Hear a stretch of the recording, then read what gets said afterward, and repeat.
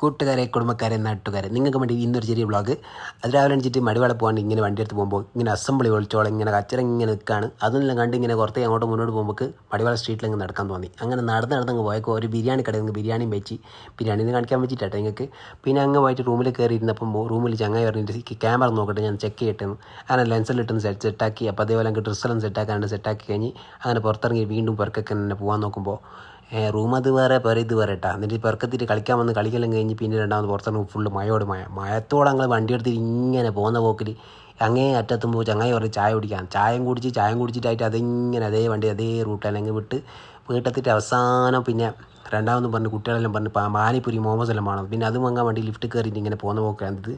പോയി അങ്ങ് ലിഫ്റ്റിൽ നിന്ന് അങ്ങ് പുറത്തിറങ്ങി.